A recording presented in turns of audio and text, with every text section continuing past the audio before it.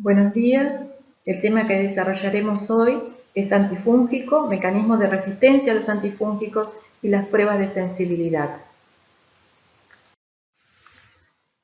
La bibliografía que está colocada refuerza y aclara los conocimientos vertidos en esta clase. La clase tiene los siguientes objetivos: conocer a los distintos antifúngicos y sus mecanismos de acción sobre la célula fúngica, comprender los mecanismos de la adquisición de la resistencia a los antifúngicos y conocer los métodos de determinación de la sensibilidad a los antifúngicos de un determinado aislamiento. Repasaremos algunos conceptos de la estructura de la célula fúngica para simplificar el conocimiento del tema. La célula fúngica presenta un sistema de membrana que envuelve a las organelas y al núcleo, de ahí que hablemos que la célula fúngica es eucariota.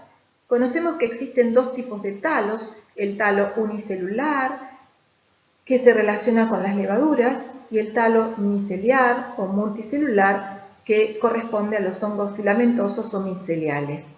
La célula fúngica sí se diferencia de otros reinos por la organización estructural, la forma de nutrición que tiene la célula fúngica, que es por la absorción de unidades monoméricas producidas luego de la digestión extracelular de los nutrientes.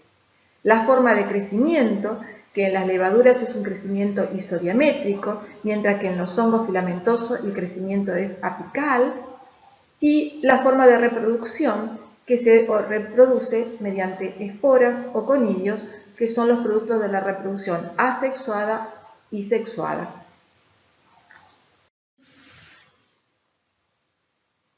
En los dos tipos de talos se observan todas las estructuras que corresponden a la célula fúngica: núcleo, nucleolo, citoplasma, membrana citoplasmática, pared celular, aparato de Golgi, retículo endoplásmico, mitocondrias.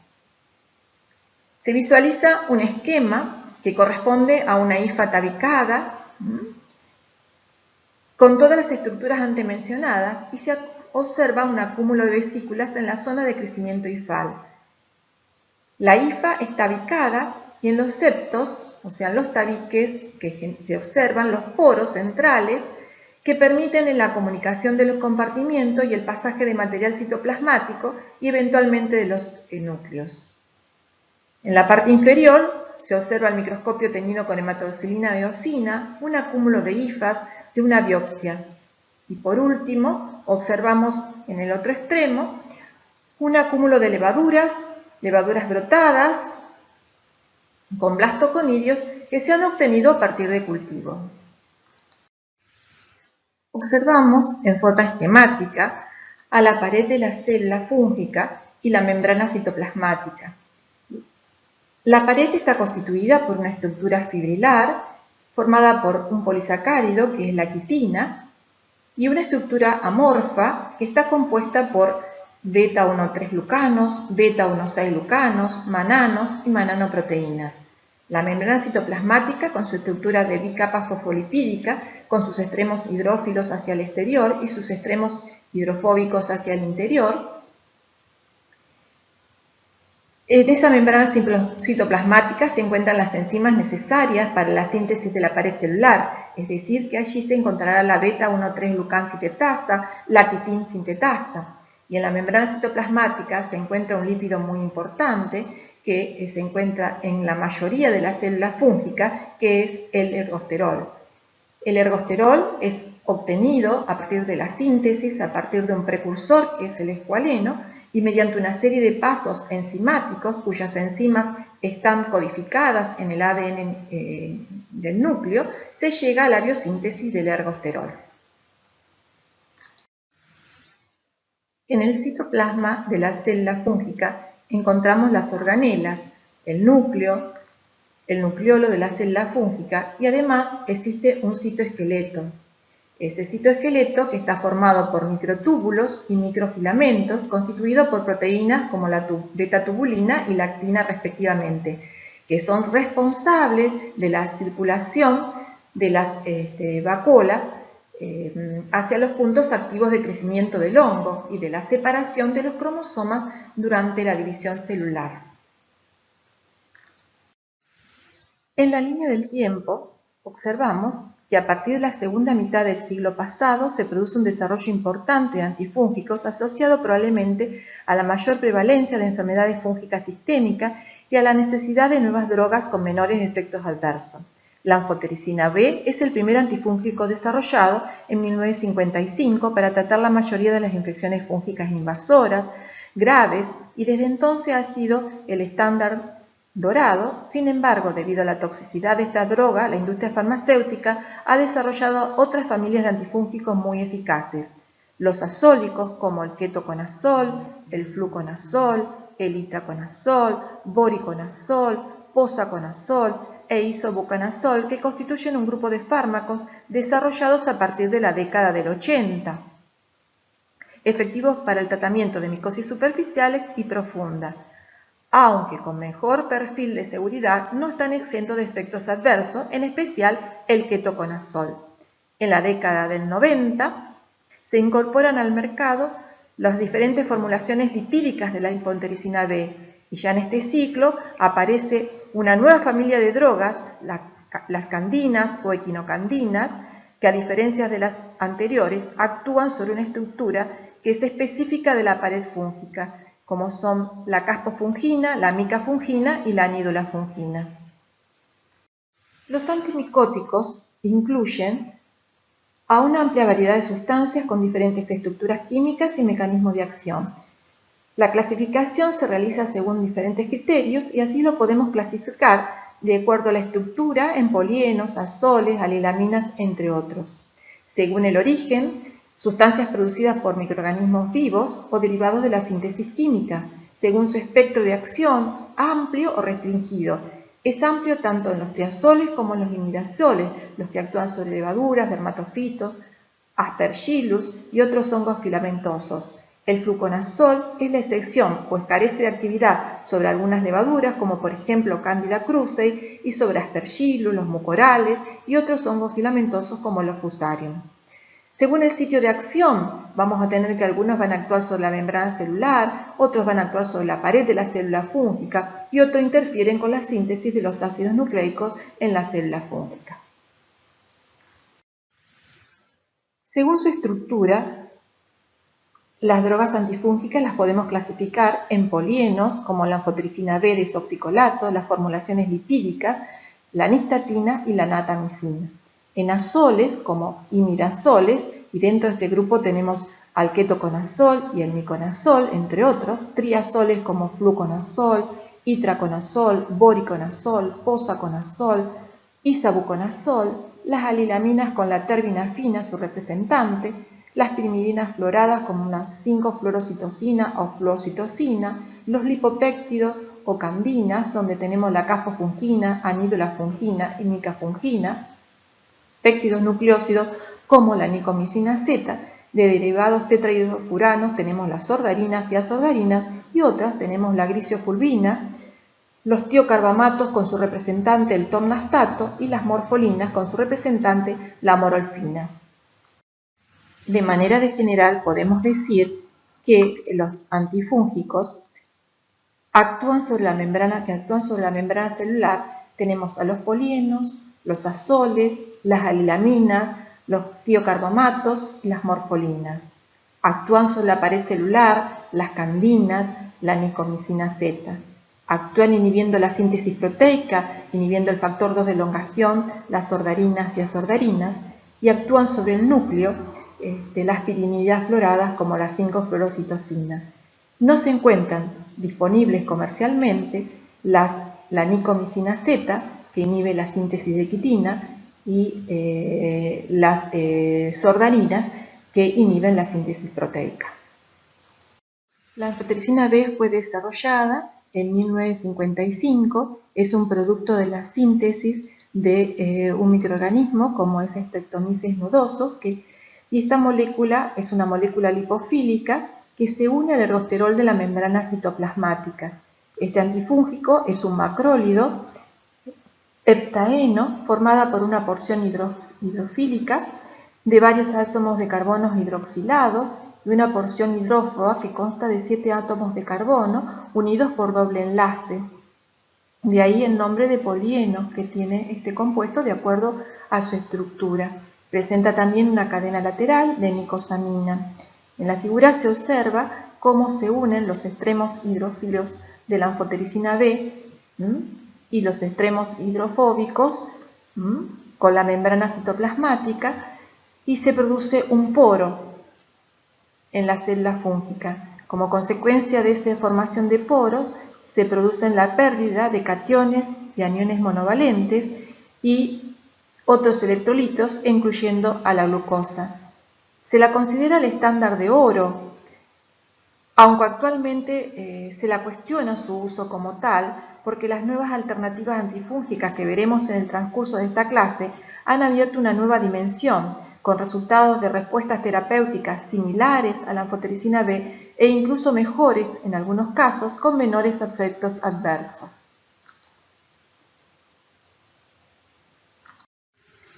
La anfotericina B no interfiere con la síntesis de la membrana, sino que la desestabiliza a través de la formación de poros, debido a que el fármaco se une a los sitios preformados, a los sitios donde está el ergosterol. El comienzo de acción es rápido, ya que no se relaciona con la velocidad de crecimiento del hongo. El escape de los componentes del medio intracelular, es decir, de potasio, sodio, calcio, magnesio y de glucosa, produce la pérdida de la viabilidad del hongo, acción conocida como fungicida. La unión al colesterol de las células humanas es de menor avidez. El aumento de la permeabilidad de la célula fúngica por parte de la anfotericina B no es el único mecanismo responsable de la muerte celular. El ergosterol de la membrana está también asociado a otros procesos como endocitosis, fusión de vacuolas, estabilización de proteínas de membrana. Por lo tanto, el secuestro del ergosterol por parte de la anfotericina B lleva también a otros efectos tóxicos.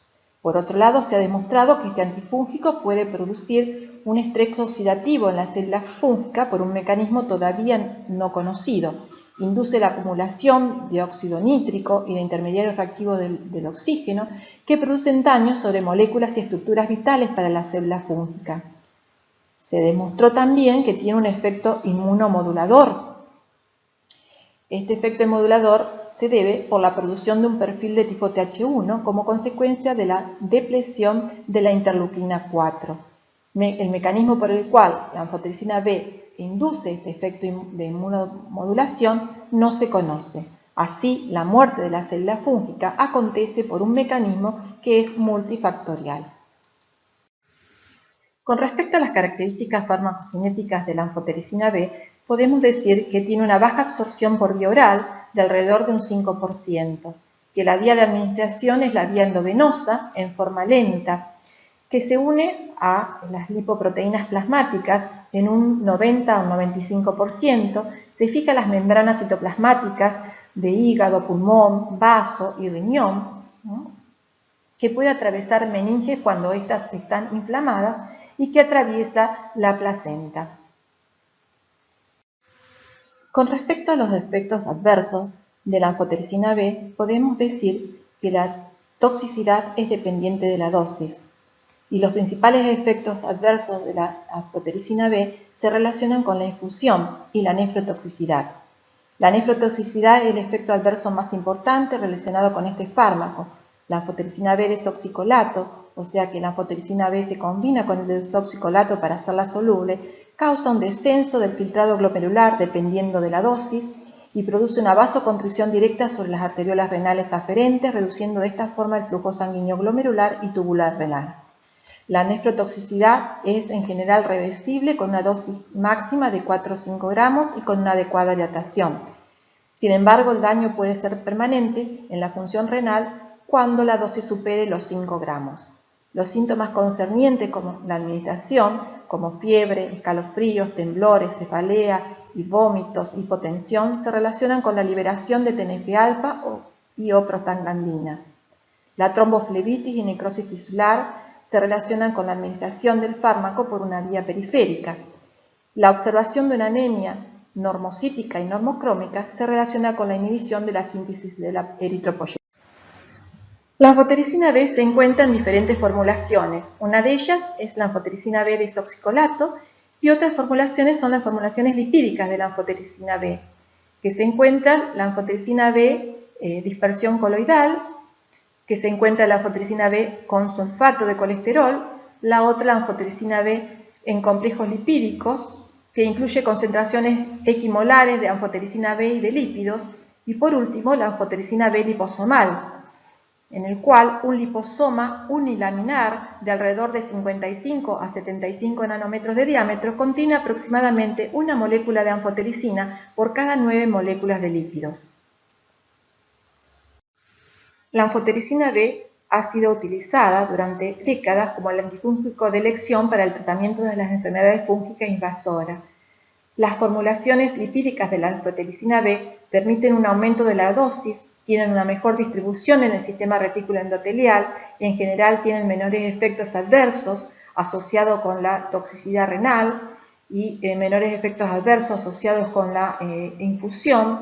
Tienen como desventaja el alto costo y la eficacia es similar a la anfotericina B desoxicolato o convencional. El mecanismo de la liberación de la anfotericina B a partir del liposoma es desconocido, sin embargo se postula que el liposoma que transporta la anfotericina B es captada por el macrófago y se forma una vesícula endocítica al cual se une el lisosoma, se produce el fagolisosoma y ese macrófago llevaría a la anfotericina B liposomal en su interior y lo llevaría hasta el sitio de infección, al cual se dirigen las células fagocíticas. La afinidad de la anfotericina B por el colesterol es mayor que su afinidad por el colesterol, por lo que es extraída del liposoma e integrada a la membrana celular del hongo. La fluocitosina o la 5-fluorocitosina es una pirimidina florada desarrollada como antimetabolito para el tratamiento de las leucemias en 1957. Es una prodroga que se convierte en la célula fúngica, se convierte en un análogo del uracilo, en 5-fluorouracilo, que incorporado en el ARN impide los procesos de transcripción y transducción. Se produce además inhibición de la timidilato sintasa y la consiguiente inhibición de la síntesis de ADN y división nuclear. La 5-fluorocitosina interfiere con los procesos de replicación de ADN, de transcripción y de transducción. La inducción de la resistencia es alta si se administra como monoterapia y es rápida, por lo que la 5-fluorocitosina se utiliza casi siempre junto a otros antifúngicos. La resistencia puede producirse por la pérdida de la citosina permeasa, la enzima que permite el paso de la 5-fluorocitosina a través de la membrana citoplasmática del hongo, o por la pérdida de algunas enzimas importantes para interferir con la síntesis de los ácidos nucleicos. La combinación de la terapia de la 5-fluorocitosina con la anfotericina B ejerce un efecto al menos aditivo en el tratamiento de la meningitis fitococócica, donde el uso combinado de ambas drogas reduce la dosis requerida de anfotericina B y suprime el desarrollo de la resistencia a la 5-fluorocitosina. Les tengo que decir que en nuestro país no se encuentra disponible, digamos, la 5-fluorocitosina. Los mecanismos mediante los cuales la 5-fluorocitosina o fluocitosina ejerce sobre la célula fúngica podemos sintetizarlo en la presente diapositiva. O sea, inhibe la timidilato sintasa y de ahí que inhibe la síntesis de ADN en la célula fúngica. Incorporado en el ARN como 5-fluorouracilo, interrumpe el proceso de transcripción y transducción, lo que lleva a la inhibición de la síntesis proteica. La 5-fluorocitosina tiene efectos adversos donde podemos encontrar la depresión de la médula ósea, la hepatotoxicidad y la intolerancia gastrointestinal. Los azoles constituyen un nuevo grupo de fármacos sintéticos desarrollados a partir de la década del 80, efectivos tanto para el tratamiento de micosis superficiales como de micosis profunda, con un mejor perfil de seguridad, aunque no exento de los efectos adversos. Pertenecen a una familia de compuestos químicos aromáticos caracterizada por disponer de un anillo pentagonal nitrogenado que en función al número de nitrógenos que posee ese anillo se dividen imidazoles con 2 átomos de nitrógeno como miconazol, ketoconazol, sertaconazol, clotrimazol, econazol y triazoles como fluconazol e itraconazol que corresponden a los de primera generación y boriconazol y posaconazol como los azoles de segunda generación. Se encuentra esquematizado la síntesis del ergosterol que parte del escualeno y mediante una serie de pasos enzimáticos se llega a la biosíntesis del ergosterol. Una enzima importante de esta ruta biosintética lo constituye la lanosterol 14-alfa-demetilasa que caracteriza el proceso de demetilación del lanosterol. Esta enzima está codificada por un gen que es el gen ER11. Los azoles, como fluconazol, boriconazol, posaconazol, itraconazol y saboconazol, se unen al sitio activo de la lanosterol 14-alfa-demetilasa, interrumpiéndose la síntesis del ergosterol. Los azoles provocan una acumulación de 14-alfa-metilesteroles y la reducción de concentración de ergosterol en la membrana citoplasmática del hongo. Esto produce una alteración en la permeabilidad de las células fúngicas y se dice que los azoles son antifúngicos fungiestáticos. Los azoles entran por la célula por un mecanismo no conocido aún. Como consecuencia de la entrada a la célula se dirige al sitio activo de la enzima de la lanosterol 14-alfa-demetilasa. Como consecuencia no se produce la demetilación del lanosterol y se acumulan 14-metil-alfa-metilfecosterol, dioles, y esto modifica la función y estructura y la fluidez de la membrana. Además parece que las células con alfa-metilesteroles son más sensibles a los sistemas microbicidas dependientes del oxígeno. Asimismo se produce la acumulación de peróxido de hidrógeno, lesionando la estructura de organelas intracelulares del hongo. La depresión del ergosterol y la acumulación de esteroles tóxicos lleva a la disminución del crecimiento de las células fúngicas. De ahí que los azoles son compuestos fungiestáticos. El grupo de los azoles está compuesto por dos familias, los imidazoles y los triazoles, que comparten mecanismos de acción y mecanismos de resistencia. Entre los imidazoles está el miconazol, el clotrimazol, el econazol, el sertaconazol, que son utilizados como formas tópicas para el tratamiento de las micosis superficiales. Dentro de los imidazoles también se encuentra el ketoconazol, que fue descubierto en 1978, tiene una buena absorción oral y un amplio espectro de actividad. Fue el primer antifúngico activo frente a las 3 micosis superficiales más frecuentes, las dermatofisia, las candidiasis y la pityriasis versicolor. Su absorción es dependiente de la acidez gástrica, requiere de un medio ácido para absorberse y alcanza niveles relevantes en queratinocito, líquido vaginal, leche materna, tiene una alta unión a proteínas plasmáticas. Alcanza el estrato córneo por secreción de las glándulas sudoríparas y sebáceas.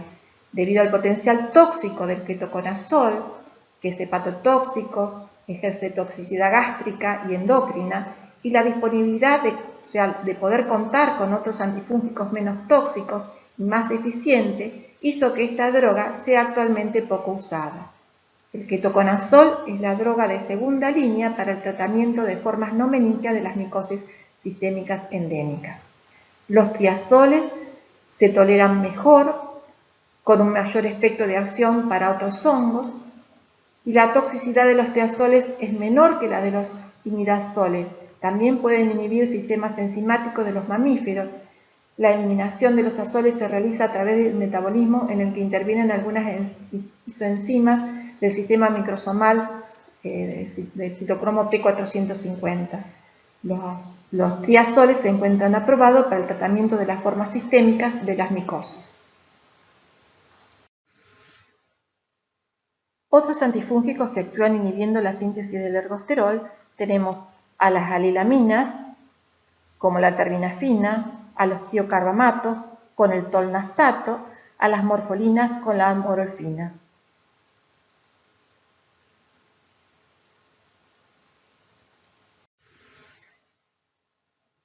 La terbinafina, que pertenece a las salilaminas, actúa inhibiendo a la enzima escualeno-epoxidasa. Como consecuencia, en la célula se produce la acumulación de escualeno. El daño de la célula fúngica se produce por un aumento del escualeno en la membrana celular, con el consiguiente aumento en la permeabilidad de la membrana y la muerte celular. Se dispone de formulaciones para la vía oral y formulaciones tópicas de terbinafina. La terbinafina se acumula en piel, en uñas y en tejido adiposo. Es la droga de elección para las dermatomicosis y significativa para el tratamiento de las onicomicosis, las cuales requieren larga terapia. Tiene mayor margen de seguridad la terbinafina, pues no tiene ningún efecto inhibitorio sobre el sistema citocromo P450, de allí que presente menor interacción con otras drogas que la diferencia así de los azoles. La morolfina, como las morfolinas, son de uso tópico y son eficaces para los dermatofitos, levaduras y otros hongos filamentosos. Intervienen en la síntesis de dos enzimas claves en el camino biosintético del ergosterol. Están indicadas en el tratamiento de la tinea unguium y la onicomicosis por levaduras y hongos filamentosos. Las morfolinas se presentan en solución al 5% como una laca para uñas. A manera de resumen, indicamos que la terbinafina inhibe la síntesis del ergosterol a nivel de la epoxidación del escualeno, está indicada en el tratamiento de las micosis superficiales, se dispone para la vía oral y de formulaciones tópicas y se absorbe por vía digestiva. La grisofulvina es otro antifúngico que es un metabolito de un hongo que es el Penicillium grisofulvum. Produce la inhibición de la mitosis de la célula fúngica por alteración de los microtúbulos. Además podemos señalar que produce la alteración de una enzima que es la quitinsintetasa porque inhibe la síntesis proteica. La grisofulvina es depositada primariamente en las células precursoras de la queratina, de ahí que el efecto antimicótico sea selectivo para dermatofitos. La grisofulvina es fungiestática para diversas especies de dermatofitos y se detecta en la piel 4 a 8 horas después de administración. Está indicada en el tratamiento de la tinea capitis y de la tinea corporis en niños por su menor toxicidad que los azoles. En la figura se observa una forma típica de tinea capitis, una placa tonsurante con pelos cortados a unos pocos milímetros del cuero cabelludo y una zona escamosa.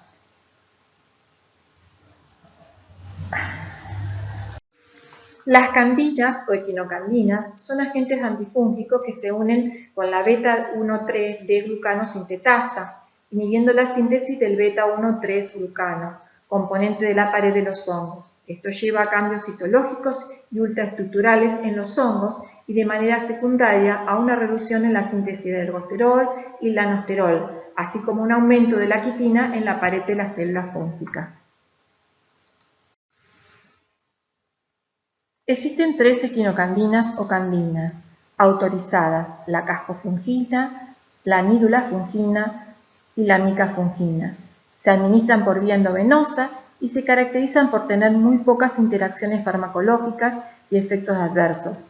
Son fungicidas en especies de cándida teniendo actividad contra Aspergillus.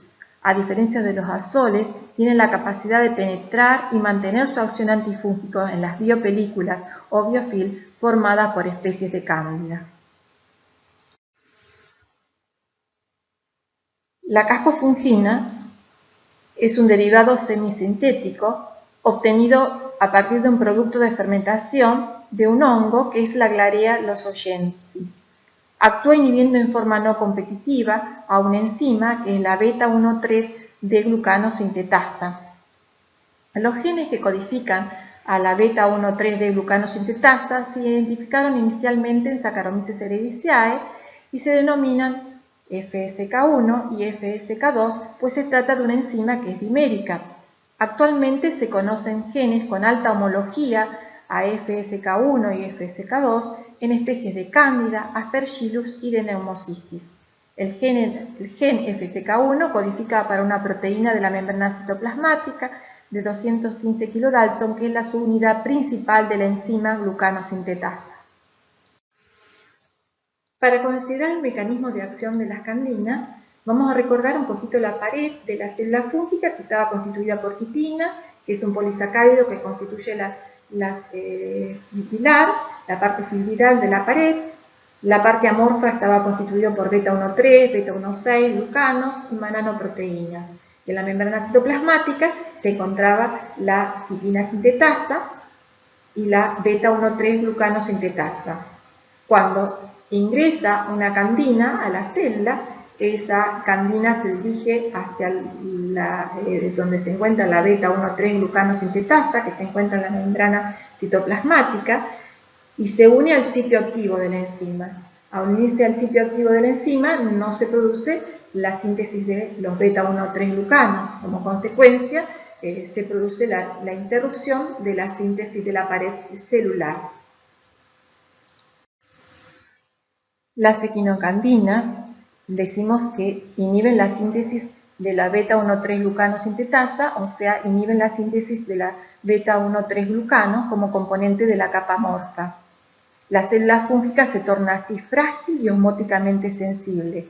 En las levaduras, los brotes fracasan de separarse de la célula madre y se producen células osmóticamente sensibles, o sea que sufren el shock osmóticos.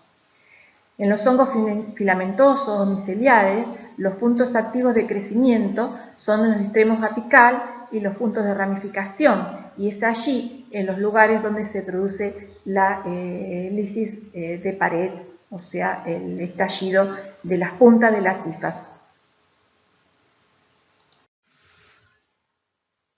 La acción de la caspofungina sobre Aspergillus fumigatus podemos observarla en esta diapositiva, en la cual se observa el estallido de la célula fúngica en el extremo apical, donde está activamente sintetizando la pared. Además, se pueden observar hifas con prolongaciones cortas que llamamos hifas aberrantes. Esto contrasta cuando el Aspergillus fumigatus está creciendo en ausencia de este antimicótico y con las hifas sanas que se observan en el ángulo superior izquierdo de esta diapositiva. Para los antifúngicos sistémicos tenemos las vías de administración, y estas vías de administración pueden ser oral o endovenosa. Cuando la vía de administración es oral, también está indicada la disponibilidad del antifúngico. Pneumocystis jirovecii es un hongo especial, pues carece de ergosterol. Como consecuencia de ello, las drogas habituales que actúan sobre este lípido importante carecen de acción. Tienen efectos sobre Pneumocystis jirovecii la combinación de trimetoprim sulfametoxazol, que actúa en forma secuencial inhibiendo la síntesis del ácido fólico. Inhiben las enzimas como la dehidrofolato reductasa y la dehidrofolato sintasa. Esta droga, trimetoprim y sulfametoxazol, es utilizada en tratamiento de algunas bacterias, de algunos hongos y de Pneumocystis jirovecii. Otra droga efectiva para el tratamiento de la neumocistosis, cuyo mecanismo no está totalmente elucidado, es la pentamidina. Se piensa que interactúa con los fosfolípidos de la membrana, produce inhibición de ARN y ADN e inhibición de topoisomerasa. Es utilizado en forma de nebulizaciones para Pneumocystis jirovecii y se ha utilizado en la tripanosomiasis y la leishmaniasis. La síntesis de estos fármacos antifúngicos comenzó a partir de la segunda mitad del siglo pasado y desde entonces no ha cesado el diseño de nuevas moléculas para combatir a las infecciones fúngicas invasoras, las cuales han aumentado sustancialmente en las últimas 4 décadas en relación con la aparición de la epidemia del SIDA, del uso de la quimioterapia en pacientes oncohematológicos, el uso de fármacos antirrechazo en pacientes receptores de trasplante y la mayor utilización de dispositivos intravasculares. La búsqueda de nuevas moléculas con actividad antifúngica continúa siendo aún hoy un desafío, que estas moléculas tengan actividad para el microorganismo y su inocuidad para el hospedero. El uso de tratamientos combinados tiene por finalidad perseguir la sinergia evitar el antagonismo de los fármacos usados. La sinergia se logra cuando el desenlace obtenido con la combinación de los antifúngicos es superior a cada uno en la monoterapia. En la próxima diapositiva veremos las opciones que tenemos de distintas sinergias. Se han utilizado combinaciones de antifúngicos que producen la inhibición de distintas etapas en la misma ruta, así como es, por ejemplo, la inhibición de la síntesis del ergosterol producida por los azoles y la terminafina. Ambos compuestos actúan inhibiendo la síntesis de ergosterol, pero inhibiendo diferentes enzimas y alterando como consecuencia la permeabilidad de la membrana. Otro mecanismo de combinación de antifúngicos que podemos citar es el aumento de la entrada de un compuesto como consecuencia del efecto facilitador de otro que actúa sobre la pared o en la membrana citoplasmática, como por ejemplo la acción de la anfotericina B y la 5-fluorocitosina. Y por último podemos citar la inhibición simultánea de dos dianas distintas o dos sitios de acción diferentes de los antifúngicos. Podemos mencionar aquí la combinación de la síntesis de la pared celular por la cascofungina acoplado a la anfotericina B que actúa sobre el ergosterol presente en la membrana. Por último, debemos considerar la estrategia de combinar las drogas antifúngicas con sustancias inmunomoduladoras. Si se considera que las infecciones fúngicas se presentan con mayor frecuencia en el contexto de una inmunosupresión de base, la instauración de un tratamiento adecuado deberá considerar, además de una terapia antifúngica efectiva, el control de la inmunosupresión. En este sentido, se han evaluado algunas estrategias inmunomoduladoras para potenciar la respuesta inmune del hospedero y coadyuvar en el tratamiento de la micosis. La tabla que se presenta en esta diapositiva se resumen los principales agentes inmunoterapéuticos que están en etapa de investigación avanzada y están siendo evaluados en estudios clínicos para el tratamiento de las micosis. Con respecto al mecanismo de resistencia de los antifúngicos, podemos decir que en las últimas décadas, a causa del incremento en el número de infecciones fúngicas, se aceleró el uso de antifúngicos. El aumento de las micosis es el resultado de varios factores: infecciones fúngicas oportunistas asociadas con disfunción inmune, como por ejemplo lo que ocurre en la pandemia del SIDA, con el incremento en el número de trasplantes de médula ósea y órganos sólidos, y por la agresiva quimioterapia en pacientes con cáncer. Asimismo, las infecciones fúngicas adquiridas en el hospital son además emergentes. Así, por ejemplo, Candida albicans es la cuarta especie que más comúnmente invade el torrente circulatorio en el ámbito nosocomial o intrahospitalario. Con el incremento de las infecciones fúngicas se produce un aumento en el uso de los antifúngicos y esto ha acelerado el desarrollo de resistencia. Es por ello que nos vamos a dedicar a conocer los mecanismos que llevan a las diferentes especies fúngicas a la resistencia y además a evaluar las pruebas de sensibilidad de un determinado aislamiento frente a un antifúngico. La resistencia clínica se define como la persistente progresión de la infección a pesar de la apropiada terapia antimicrobiana. La resistencia microbiológica es la del microorganismo patógeno, se determina en condiciones estandarizadas en el laboratorio. Y por último, la resistencia puede tener una base molecular que aclararemos en el transcurso de la clase. Una exitosa respuesta clínica a la terapia antimicrobiana no solamente depende de la sensibilidad del organismo patógeno, sino que es dependiente de la respuesta inmune del huésped. Las drogas antifúngicas y el sistema inmune trabajan juntos para controlar la infección. Las infecciones en pacientes con un sistema inmune no funcional serán más difíciles de tratar, pues la droga debe combatir la infección sin el efecto aditivo del sistema inmune. La respuesta clínica depende del sitio de la infección, del lugar, o sea, si es sistémica o localizada, la piel, si es en mucosa oral, vaginal, en ojo y cerebro, que contribuyen a la resistencia clínica, ya que algunos de estos sitios son protegidos e inaccesibles a las drogas antifúngicas. Además, la resistencia clínica contribuye cuando hay un foco protegido o persistente de infección, como catéteres o abscesos, sitios con necrosis donde la llegada del antifúngico se ve dificultada. La respuesta clínica depende del microorganismo. En relación al aislamiento fúngico, la especie aislada de la infección determinará la droga efectiva. El tipo de célula fúngica puede tener un efecto sobre el tratamiento. Los hongos presentan una variedad de formas morfológicas, levaduras, clamidoconidios, conilios, micelios, cada uno de los cuales tiene una sensibilidad específica al antifúngico. La severidad de la infección también puede contribuir a la resistencia clínica, ya que grandes concentraciones de células fúngicas requerirán de mayores concentraciones de drogas antifúngicas y de más largo tratamiento. La presencia de objetos extraños, incluyendo catéteres, prótesis, pueden contribuir, ya que el hongo puede adosarse o invadir estos objetos, creando una fuente constante de inóculo para la formación de una biopelícula o biofilm, que proporciona protección a la terapia con drogas y al sistema inmune. Además, las diferencias morfológicas, varias especies fúngicas, incluyendo Candida albicans, existen en diferentes fenotipos o estados celulares y en distintos serotipos determinados por su característica de la pared celular. Estos estados celulares o serotipos varían en la sensibilidad a la droga.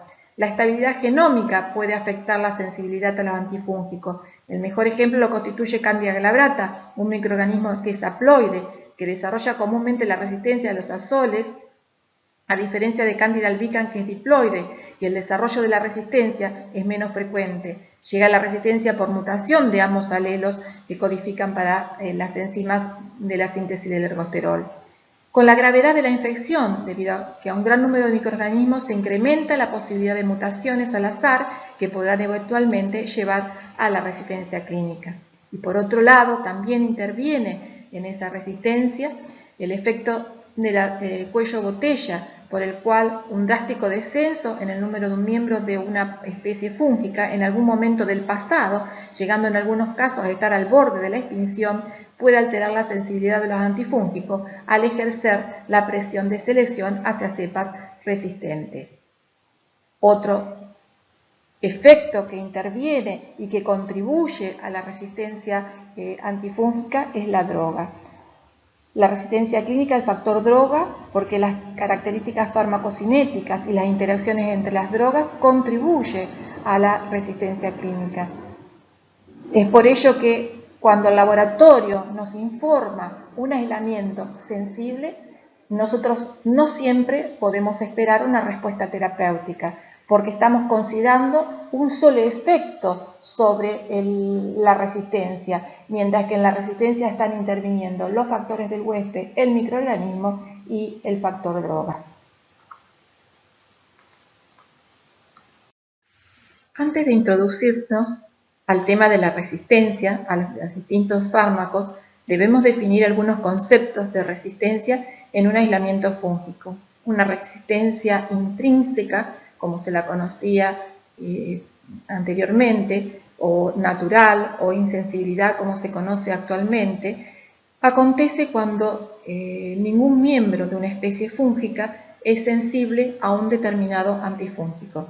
Así, por ejemplo, Candida krusei es resistente intrínseca al fluconazol, o por ejemplo, Cryptococcus neoformans es resistente intrínseca a las equinocandinas.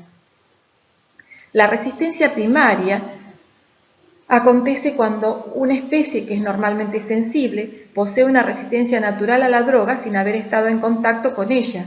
Por ejemplo, Candida glabrata presentará una distribución de valores de sensibilidad en las cepas y algunas serán resistentes al fluconazol sin estar expuestas a ese antifúngico.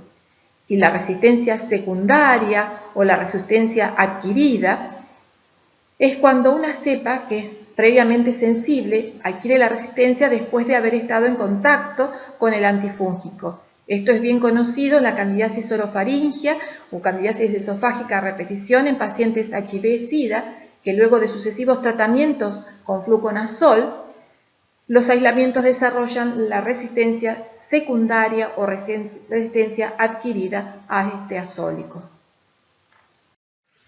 Como mecanismos generales de la resistencia a los antifúngicos, podemos nombrar que que el antifúngico presenta una permeabilidad disminuida en la célula fúngica, o sea que no entre prácticamente la célula fúngica, que sea expulsado por bombas de flujo a mayor velocidad que la entrada del antifúngico a la célula fúngica, que sea inactivado en el medio externo de la célula mediante enzimas, este mecanismo no se ha detectado en la célula fúngica, que se produzcan modificaciones en la enzima sobre el cual actúa el antifúngico. ¿Qué modificaciones podemos tener? Que se produzca una sobreproducción de la enzima blanco, entonces parte del blanco de la enzima se unirá al antifúngico y el resto libre del mismo continuará con la función normal en la célula. 2. Que se produzcan mutaciones en el gen que codifica para esa enzima que impiden la unión con el antifúngico, pero la célula continúa con la función habitual. Y por último, la alteración en una vía metabólica que conduce a la inactivación de productos tóxicos generados por la acción de antifúngicos. Así, por ejemplo, la acción de los azoles lleva a la acumulación de 14 metilesteroles y dioles. La mutación en otro gen de esta ruta enzimática previene la acción tóxica de esos intermediarios y así la resistencia de la célula fúngica. Se esquematiza en este caso la síntesis del ergosterol y los sitios donde los antifúngicos actúan inhibiendo la síntesis del mismo. Para comprender los mecanismos por los cuales una célula llega a ser resistente, vamos a primero ver qué ocurre cuando una célula es sensible. Por ejemplo, a un azol y en especial al fluconazol. Ese fluconazol entra a la célula por un mecanismo desconocido y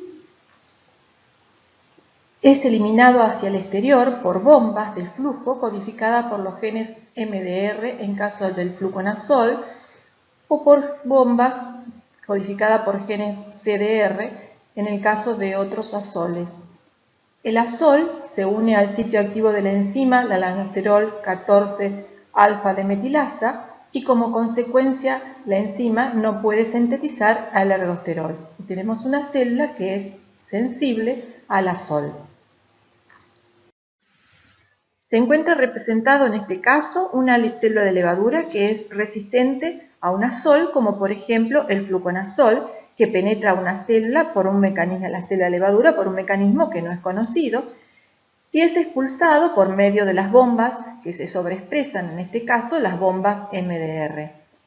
Se produce una sobreproducción de la enzima blanco, de manera que parte de esa enzima se va a unir al antifúngico y no va a poder llevar a cabo la síntesis del ergosterol, pero parte de la enzima que no tiene el antifúngico unido podrá llegar a cabo la síntesis del ergosterol. Se puede producir mutaciones en el sitio activo de la enzima que impide la unión con el antifúngico. Y por último, se sobreexpresan las bombas que son codificadas por los genes CDR que expulsan a otros azoles. De esta manera, no solo tenemos resistencia al fluconazol, sino una resistencia cruzada con otros azoles. Se observa en este caso una candidiasis oral en un paciente HIV positivo con muguet, o sea, esas placas blancas engastadas sobre la superficie de la lengua, una queilitis con un compromiso de la cándida en las comisuras labiales que presenta este paciente, y el aislamiento fúngico a partir de un material clínico de este paciente reveló en un medio cromogénico la presencia de una levadura que tiene un color verde. Cuando se estudió el desarrollo en otro medio, como agar leche Twin 80, desarrolló la presencia de clamidoconidias y fue característico de una especie que se denomina Candida albicans.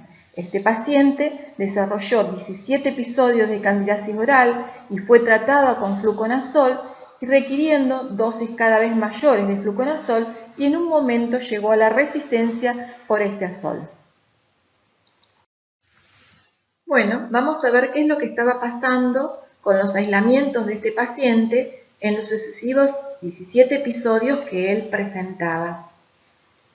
Si nosotros observamos en este gráfico que tenemos representado los episodios en las abscisas, mientras que en una de las ordenadas tenemos representada la dosis de fluconazol que fue incrementándose en este paciente hasta alcanzar los 800 miligramos por día, y en la otra ordenada tenemos la concentración inhibitoria mínima que se determina en el laboratorio y que permite determinar si un aislamiento es sensible o un aislamiento es resistente frente a un determinado antifúngico, que en este caso es el fluconazol. observamos en un principio que el paciente presentaba valores de concentración inhibitoria mínima que correspondía a un aislamiento sensible, en tanto la dosis del azol que había que suministrarle, en este caso fluconazol, se comenzaba a aumentar con los sucesivos episodios. ¿Qué estaba pasando? Si nosotros analizamos los aislamientos, en un principio se producía un incremento del mRNA que era codificado por los genes MDR. Si nosotros recordamos que los genes MDR son genes que codifican las bombas de flujo para expulsar al fluconazol, en este caso vemos que al principio se expulsaba el fluconazol a mayor velocidad con lo que entraba. Posteriormente, el análisis de los otros aislamientos, observábamos que en estos casos esos aislamientos presentaban una sobreproducción de la enzima blanco, o sea, de la lansiterol 14-alfa de metilasa, y además presentaba mutaciones en el sitio activo de la enzima. Con el aumento en el número de episodios, el paciente requería mayor cantidad de azol y los aislamientos que en este caso nosotros encontrábamos ya tenían una franja valor que correspondía a la resistencia según la concentración inhibitoria mínima. En este caso se había producido el incremento de las bombas codificadas por los genes CDR, o sea, un incremento del mRNA codificado por los genes CDR. De manera entonces que se llegaba a la resistencia no solo del fluconazol, sino también a la resistencia cruzada al itraconazol, que también se está probando en este caso, y que era por una sumatoria de mecanismos mediante los cuales la cepa de levadura llegaba a la resistencia.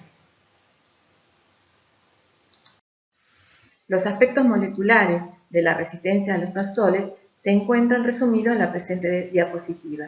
Mutuaciones puntuales del gen ER11 altera la lansiterol 14-alfa de metilasa. La sobreproducción del gen ER11 incrementa la producción del lansiterol 14-alfa de metilasa, incrementa el nivel del mRNA de los genes CDR o MDR que codifican para las bombas de flujo, produce una disminución de la acumulación del azol en el interior de la célula fúngica y con ello la resistencia. La resistencia a los azoles particularmente es bien conocida en el caso del fluconazol y representa un problema clínico.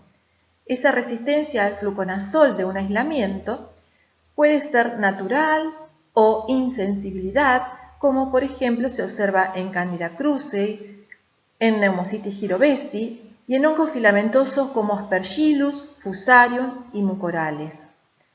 Es una resistencia primaria, por ejemplo en Candida glabrata, y es una resistencia secundaria y bien conocida en Candida albicans o Candida dubliniensis, sobre todo en pacientes HIV positivo o pacientes con SIDA.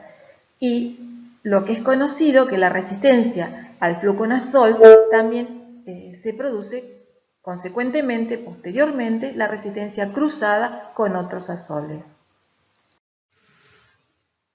¿Qué pasa con la resistencia a los azoles en los hongos filamentosos? Por ejemplo, en los Aspergillus. Resulta que es innata o insensible al fluconazol. Al itraconazol es adquirida por sobreexpresión de las bombas de flujo o por modificaciones en la enzima lansiterol 14-alfa de metilasa. ¿Qué es lo que ocurre en esta enzima? Hay mutaciones en el gen que llevan a sustituciones de aminoácidos en el sitio activo de la enzima. Que no solamente puede ocurrir la resistencia al itraconazol, sino también podrá ocurrir una resistencia cruzada entre el itraconazol y el posaconazol. Eso va a depender, digamos, del tipo de sustituciones que ocurren en el sitio activo de la enzima para llegar a la resistencia cruzada. Bueno, recordando un poquito cuál es el mecanismo de acción de la anfotericina, podemos decir que la anfotericina actúa sobre la célula fúngica, uniéndose al ergosterol, forma esporos y esos poros permiten que se escapen moléculas importantes para la célula, llevando a la pérdida de la viabilidad. ¿Cómo llegamos a la resistencia en el caso de la anfotericina B de un determinado aislamiento? Por un lado, puede el aislamiento disminuir el contenido de ergosterol en la membrana. Si no existe o el poco ergosterol en la membrana, ¿dónde se va a fijar el antifúngico? Puede producir alteraciones en el contenido de esterol, aumentando la síntesis de fecosterol o episterol, otros esteroles que tienen reducida afinidad por la anfotericina B, alterando la proporción de esteroles a fosfolípidos, enmascarando o reorientando el ergosterol de manera de no tener dónde fijarse la anfotericina B. Y es conocido también que si nosotros tenemos una previa exposición a los azoles, tenemos que va a ser resistente a la anfotericina B porque ha disminuido la síntesis del ergosterol en la membrana de la célula fúngica. La resistencia a la anfotericina B, podemos decir que existen dificultades técnicas para la detección de la resistencia en el laboratorio, o sea, in vitro, y que esa resistencia es poco frecuente. Se puede manifestar la resistencia en pacientes severamente inmunosuprimidos. Todos los pacientes que sufrieron cepas resistentes a la anfotericina B sufrieron periodos prolongados de hospitalización, neutropenia y tratamientos con fármacos citotóxicos que en general son mutagénicos. Se ha observado también en pacientes tratados con azoles. La resistencia in vivo es rara. Sin embargo, se observan cepas con sensibilidad disminuida, como Candida lusitaniae, Candida krusell, Cryptococcus neoformans, algunos aislamientos, Trichosporum, especies de Trichosporum, Aspergillus terreus, Pseudosporum apiosperma y Fusarium spp. La resistencia secundaria, o sea, la resistencia adquirida como consecuencia del tratamiento de la anfotericina B, es muy baja. Se encuentra esquematizada el mecanismo de acción de las candinas. O sea, normalmente las candinas inhiben la síntesis de los beta-1,3-glucanos por acción de la beta-1,3-glucano sintetasa. Como consecuencia de ello, la pared se desorganiza y se vuelven células osmóticamente sensibles. Que en la célula de levadura esa produce la muerte celular. En cambio, en los hongos filamentosos llegábamos al estallido de las puntas grifales, que es el lugar donde se produce la activa síntesis de pared y el crecimiento fúngico. Los genes que codifican a la beta-1,3-glucano sintetasa se identificaron primariamente en Saccharomyces cerevisiae y se denominan FSK1 y FSK2. La mutación en estos genes lleva a la resistencia en la especie fúngica. Las equinocandinas no son activas contra Cryptococcus neoformans o Trichosporum nassaji. Esto se debe a la ausencia de la beta-1,3-glucano sintetasa en estos hongos por ausencia del beta-1,3-glucano. La resistencia secundaria a las equinocandinas se observa en Candida glabrata, debido a que la Sociedad de Infectología recomienda que en el tratamiento de especies de Candida glabrata el uso de equinocandinas, y esto, la mayor administración de esta candina lleva a la resistencia secundaria. Candida parasilosis exhibe valores de concentración inhibitoria mínima a las de equinocandina elevados, como lo determina el laboratorio in vitro. Sin embargo, las infecciones por Candida parasilosis tratadas con equinocandinas muestran una respuesta terapéutica. Las pruebas de sensibilidad antifúngica constituyen un ensayo diseñado para determinar la concentración mínima inhibitoria de un aislamiento fúngico a una determinada droga. La SIM es la menor concentración de droga capaz de inhibir el desarrollo de un microorganismo o inhibir su crecimiento al 50%, dependiendo del antifúngico que se considere. La determinación de la sensibilidad se basa en técnicas de microtitulación o microdilución en placa y métodos de difusión con discos para levaduras y también para realizarlo para hongos miceliares. La SIN, o sea, esa concentración inhibitoria mínima, es la menor concentración de droga en microgramos por mililitro que resulta en la ausencia de crecimiento luego de 48 horas de incubación en el caso de anfotericina B. Para levaduras y azoles es la menor concentración en drogas en microgramos por mililitro que resulta en la reducción del crecimiento mayor del 50%.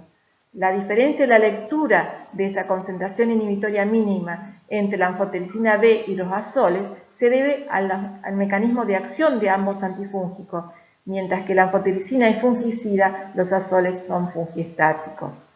Estas pruebas de determinación de la sensibilidad, o sea, que me permiten determinar la concentración inhibitoria mínima de un determinado aislamiento, me permiten diferenciar un aislamiento sensible de uno resistente a un determinado antifúngico in vitro.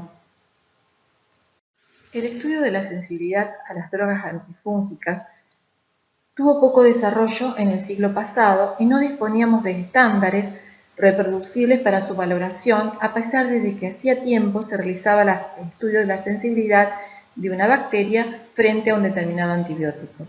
El interés despertado en las pruebas de sensibilidad a los antifúngicos se puede explicar en nuestro siglo a través del incremento de las infecciones fúngicas, a la aparición de cepas resistentes, de procesos infecciosos producidos por nuevos microorganismos y a la amplia utilización de los antifúngicos, bien en pautas profilácticas o en tratamientos prolongados de mantenimiento. En Estados Unidos, el CLSI desarrolló estándares para la determinación de sensibilidad para levaduras y para hongos filamentosos, por métodos de dilución y por métodos de difusión. De la misma manera, los europeos, con el EUCAS, realizó una aproximación similar. Los objetivos de estos test son predecir la eficacia clínica de la terapia de un paciente con una enfermedad micótica. El método de dilución para determinar la sensibilidad de una especie a un determinado antifúngico constituye un método de referencia. Se utilizan microplacas, donde en estas microplacas se coloca el medio de cultivo y cantidades crecientes de un antifúngico y cantidades constantes del inóculo del cual se quiere determinar la concentración inhibitoria mínima. Se utilizan dos pocillos controles, como el pocillo número 12, que constituye el control de esterilidad, donde tenemos el antifúngico y el medio de cultivo. El pocillo número 11, que es el control de crecimiento, en el cual tenemos el medio de cultivo con el inóculo. Y luego de incubarse, dependiendo de la especie que se trate, el tiempo y la temperatura, se determina la concentración inhibitoria mínima. Y esa concentración inhibitoria mínima es la concentración menor de antifúngico en microgramos por mililitro capaz de inhibir el crecimiento fúngico si estamos considerando la anfotericina, o inhibir el desarrollo fúngico al 50% respecto del control de crecimiento, que era el tubo número 11, en el caso de los azoles. La SIM permite determinar la respuesta in vitro de un microorganismo a un determinado antifúngico. Existen puntos de cortes para las pruebas de sensibilidad a los antifúngicos que dependen de la especie que se trata y del antifúngico. Así, la concentración mínima inhibitoria determinada para una levadura identificada es menor que ese punto de corte, se considera que es sensible in vitro a ese antifúngico. Si la concentración mínima inhibitoria determinada es mayor que el punto de corte, en ese caso la levadura será resistente in vitro.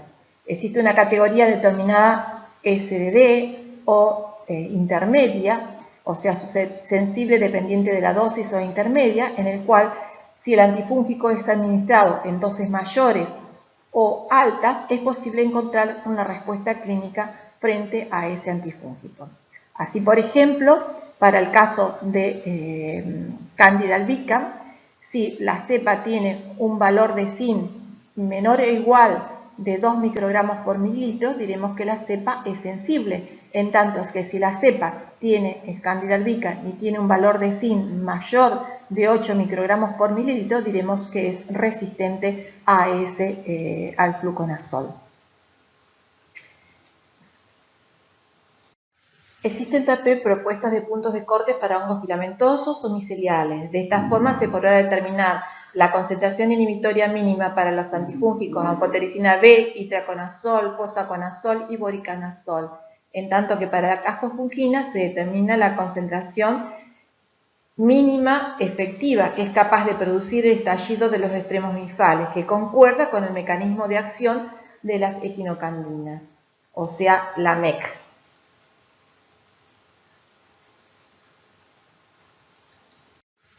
La sensibilidad frente a los antifúngicos, y en este caso frente al fluconazol, se puede realizar mediante métodos de difusión con discos que tienen impregnado el antifúngico.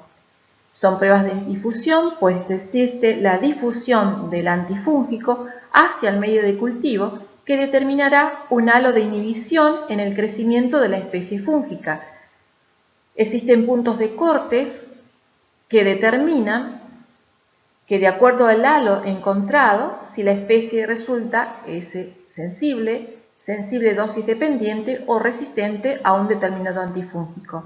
Así, para Candida albicans, Candida parasilosis y Candida tropicalis será sensible cuando ese halo es mayor de 17 milímetros. Será resistente cuando ese halo es menor o igual de 13 milímetros.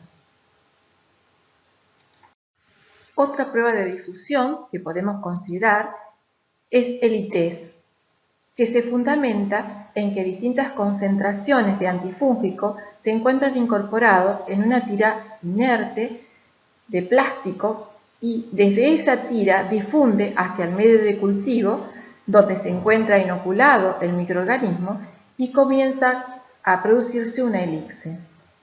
O sea, a mayores concentraciones de antifúngico, mayor difusión, a menores concentraciones de antifúngico, menor difusión. En el punto de intersección de la elixir con el crecimiento fúngico se determina el valor de zinc.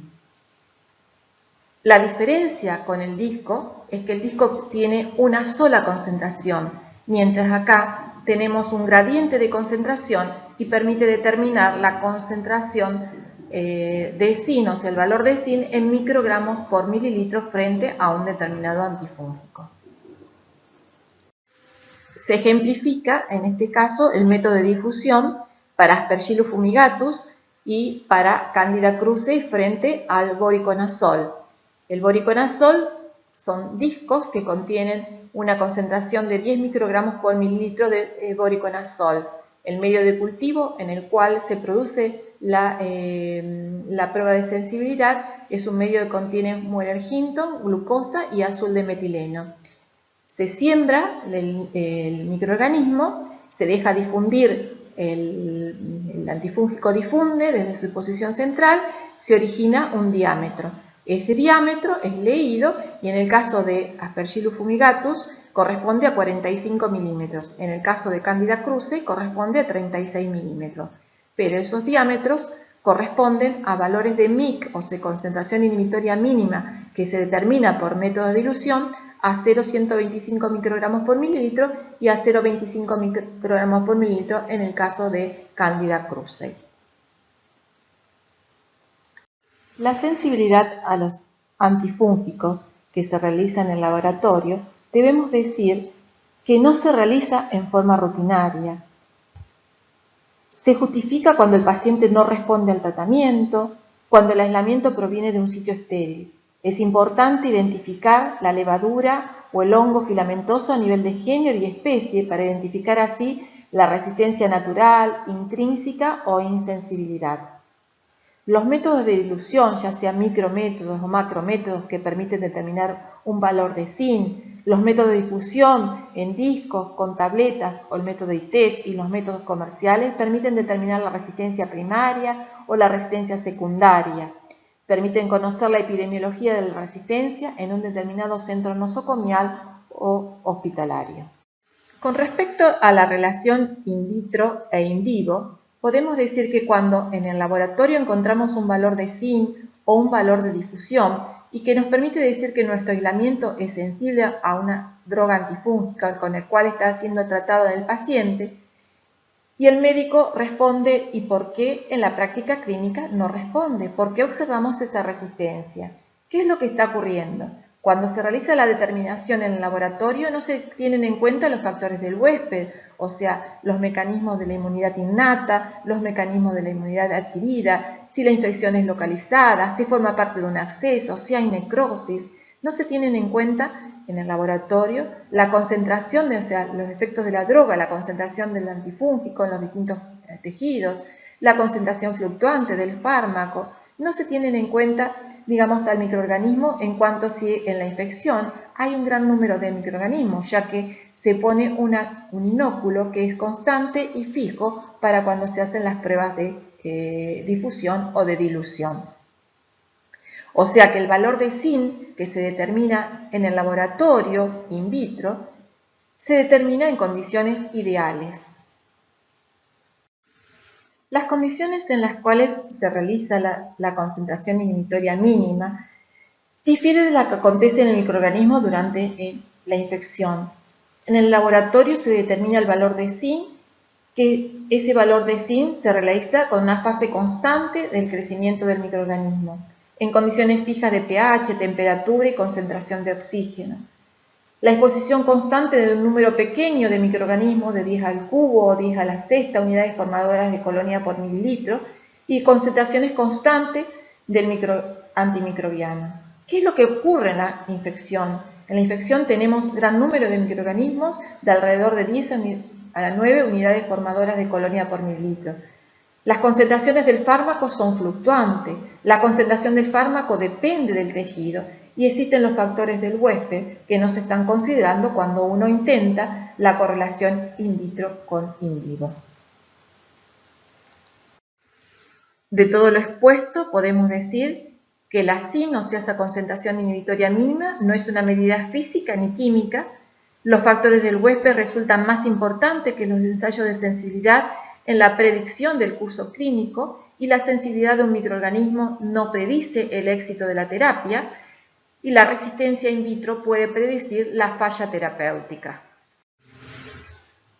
Con respecto a la prevención y control de las resistencias a los antifúngicos, muchos de los cuales tienen un correlato en los antibacterianos, tenemos que considerar el tratamiento con el antifúngico apropiado, el uso racional de los antifúngicos, usar los antifúngicos en dosis apropiadas y evitar las subóptimas, los estudios de vigilancia epidemiológica, realizar estudios de vigilancia epidemiológica, el uso de combinaciones de antifúngicos, las nuevas estratégicas, o sea, el uso de antifúngicos con drogas inmunomoduladoras y el control del uso de fungicidas en el ambiente, en el campo, que producen la selección de especies fúngicas resistentes. Así, por ejemplo, aparecen aislamientos clínicos resistentes a los azoles de Aspergillus fumigatus sin estar expuestos los pacientes a la droga.